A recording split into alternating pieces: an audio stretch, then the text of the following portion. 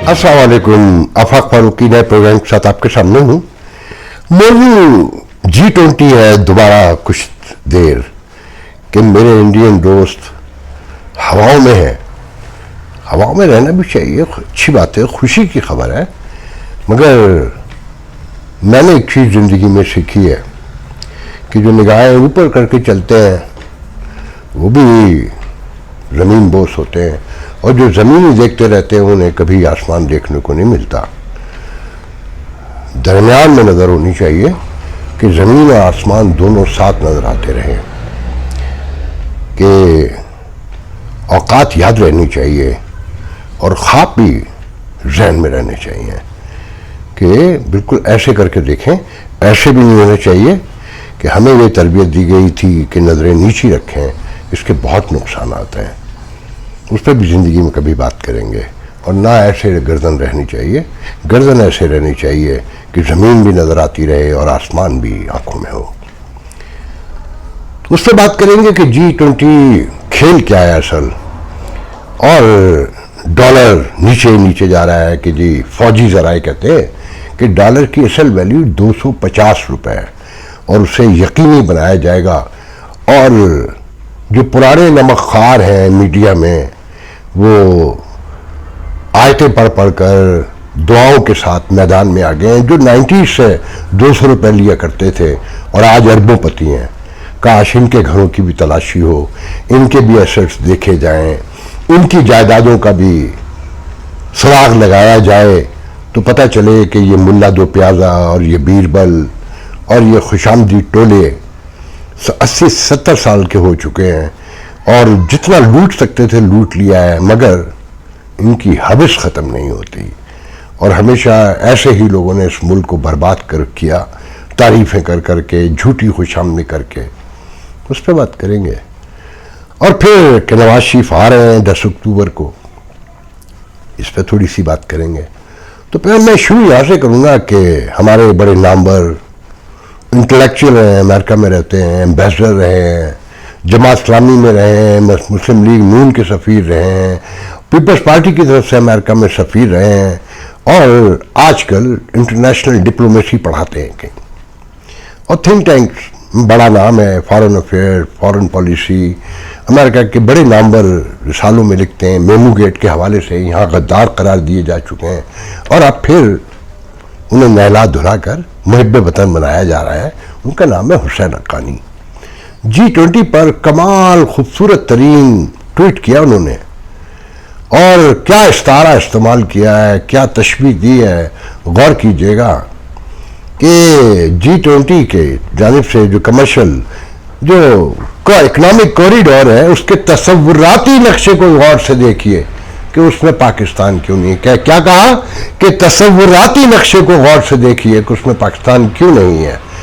हमारी foreign policy, हमारी रिवायात, तो सारी चीज़ों में शामिल करके कहा है कि इस पर गौर करने की ज़रूरत है। गालियों से, नारों से और हंगामों से कोई नतीजा नहीं निकलेगा। तो उसने जो लफ्ज़ इस्तेमाल किया ना, तसव्वुराती, ये हुसैन हक्कानी जैसे लोग ही इस्तेमाल कर सकते थे कि कमाल, सारा नक्शा पता बयान कर दिया, इससे ज़्यादा वो बयान नहीं कर सकते थे। उनकी ज़रूरतें, उनकी मजबूरियाँ, उनके तकाजे होंगे जो मैंने समझा है। वो कहते हैं ना कि अच्छे शेर को हर इंसान अपने तौर पे समझता है, अपने पर्सपेक्टिव में देखता है। तो मैंने जो समझा है, और मैं पहले से इस पर यकीन रखता था, ये तो कंफर्मेशन मिली है कि देखें, आप इस बात को ऐसे देखें गौर से कि क्या आप एक गांव से अपने घर में 4 मुलाजिम ले आएँ और वो पूरे घर का इंतज़ाम संभाल लें। आपकी छोटी मोटी अशियाएँ ज़रूरत जितनी है वही प्रोवाइड करते हो, घर की सफाई से लेकर और किचन की सारी चीज़ें, बाथरूम की सारी चीज़ें और ज़िंदगी के ट्राउज़र से लेकर, और अचानक वो हड़ताल कर दें और कहें जी हमारे ये मुतालबात हैं। एक दफ़ा तो मान लेंगे, दोबारा मान लेंगे, और फिर एक दिन पता चले कि वो तो आपकी बराबरी पर उतर आया है, तो आप मान लेंगे? क्या ख्याल है? अगर वो कहीं अलग जाकर ज़िंदगी गुजारते हैं तो इसमें किसी को एतराज़ नहीं होना चाहिए, मगर वो ये बताया कि अब हमारा मुकाबला तुमसे होगा और हमने तुम्हें गिराना है, तो आप मान लेंगे, अपना पूरा जोर लगाएंगे ना।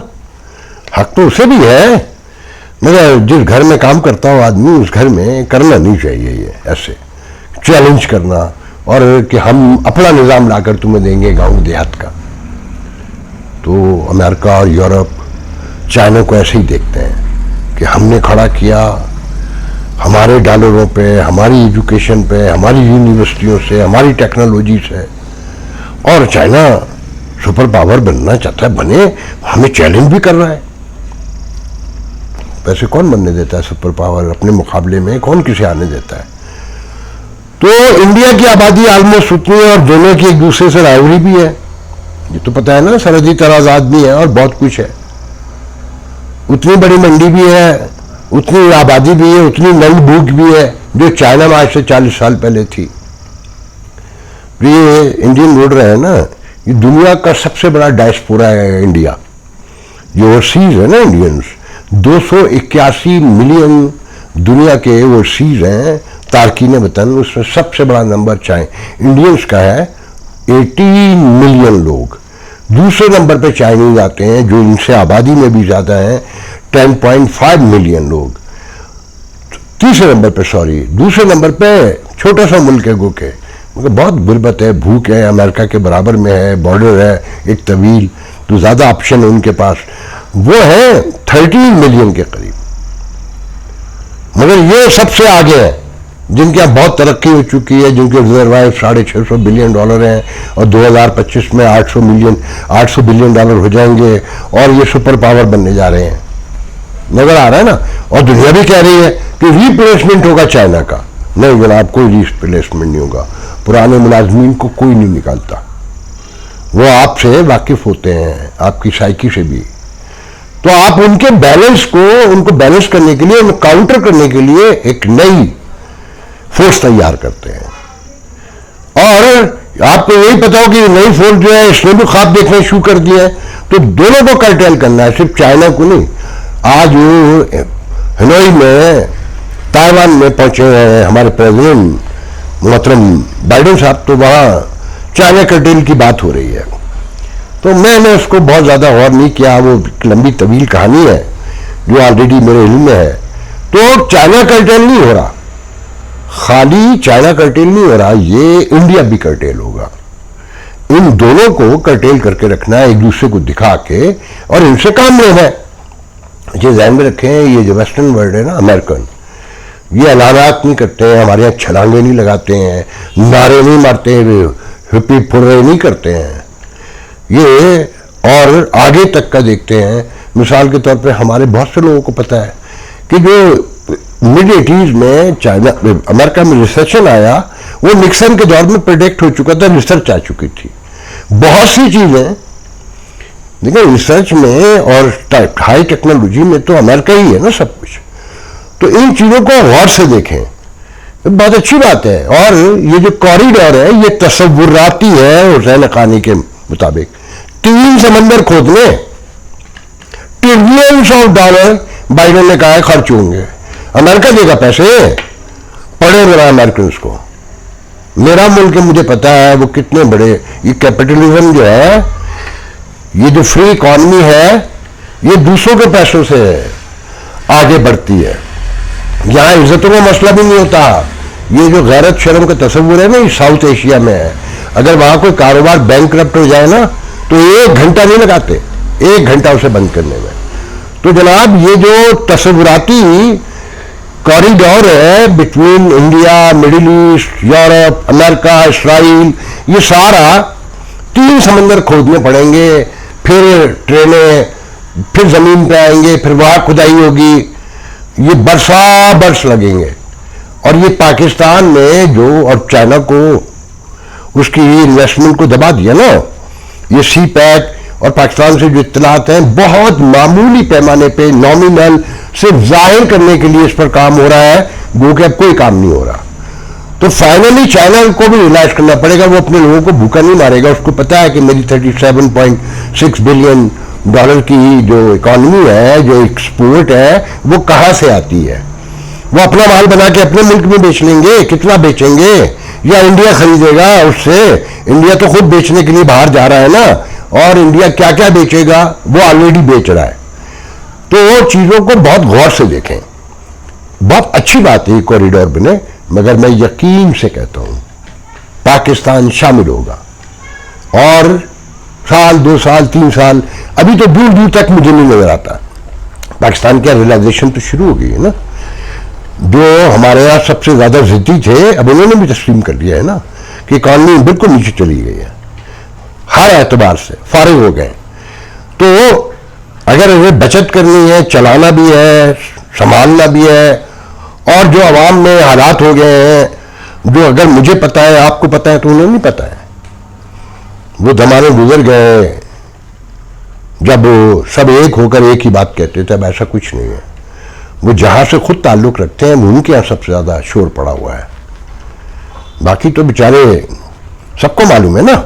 تو آپ یقین رکھیں کہ یہ جو ابھی تصوراتی ہے اگر کبھی فیزیبل ہوگا تو اس میں پاکستان شامل ہوگا، کیونکہ چائنا کو بھی پورا دنیا چاہیے نا. اگر امپورٹ کرنی ہے، اپنی ایکسپورٹ کرنی ہے، اور امپورٹ لانی ہے، سستی کرنی ہے تو مل کے ہی کام ہوگا. جنگیں کرنی ہے تو ٹھیک ہے، تو پھر اگر وہ جنگیں ہوں گی تو نہ پاکستان رہے گا نہ انڈیا رہے گا.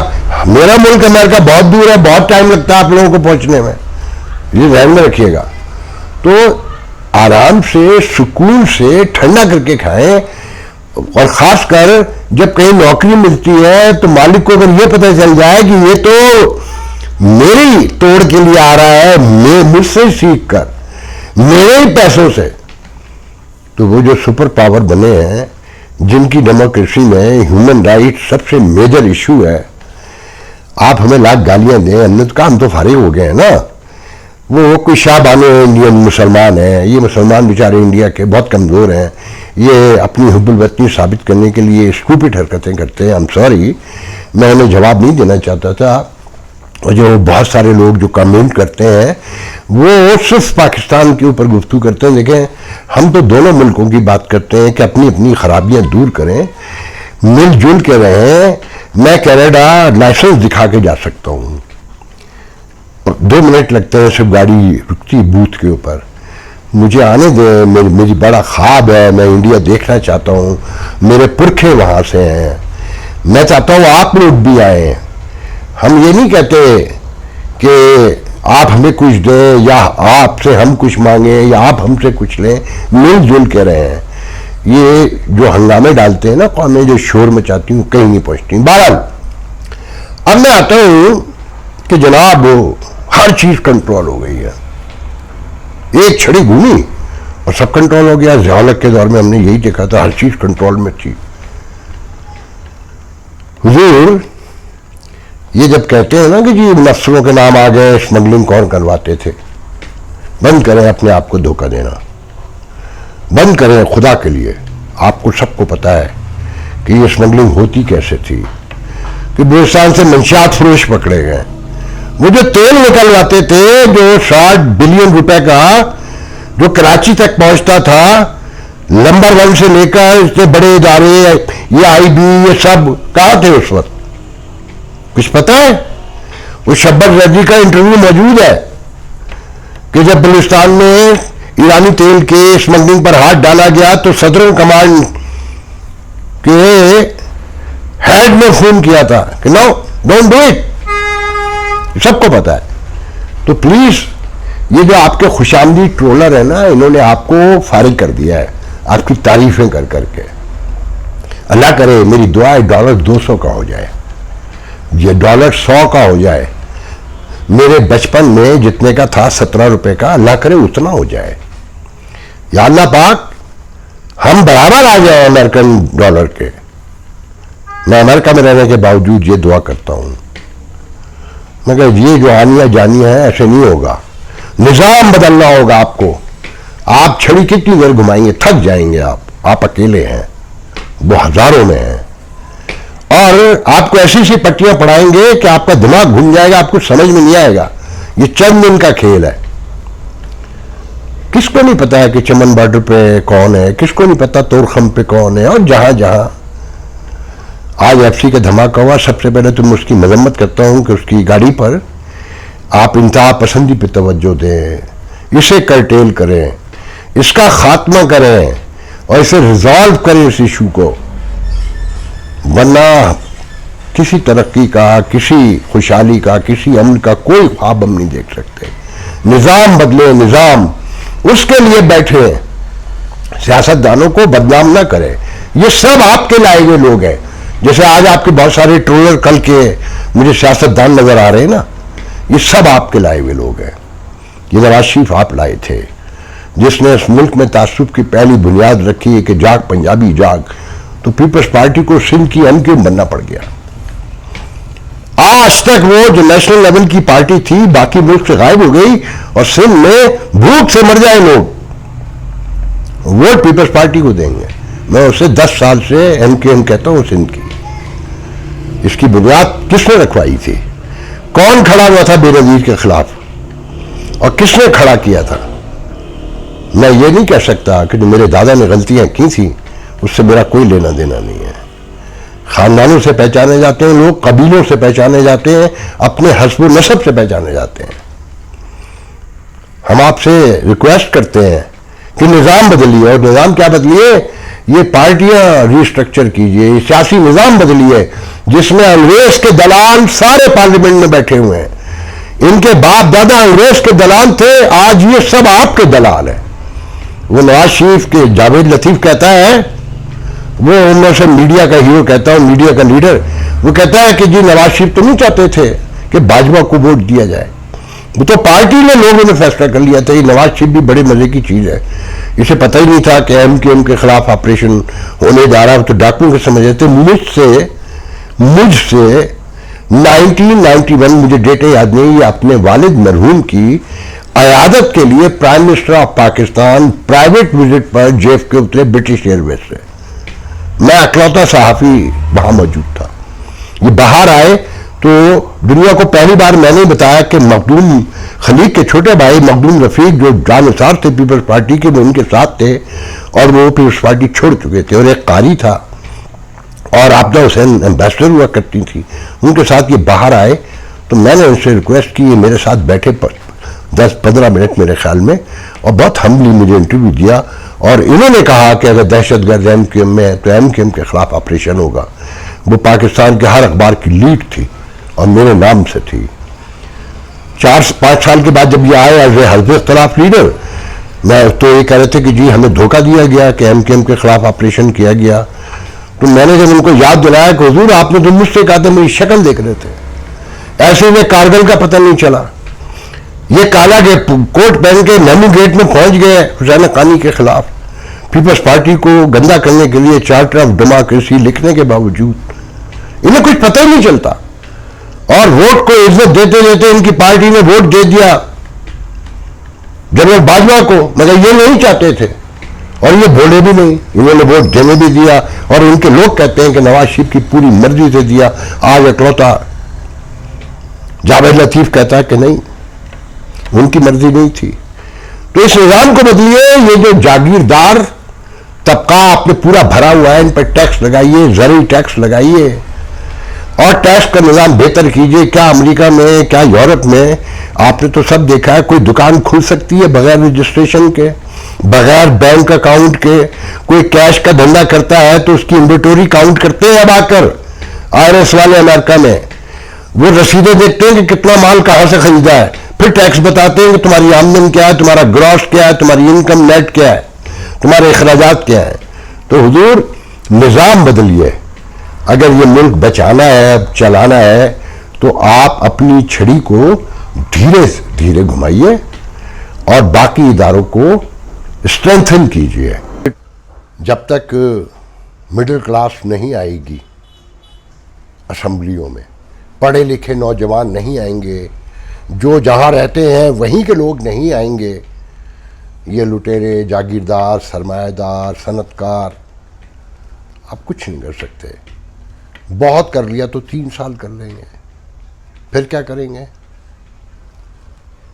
سوچئے ان باتوں کو. نظام اس لیے کہتے ہیں کہ نظام بدلنے سے ہوتا ہے، کنٹینیوشن ہونا چاہیے.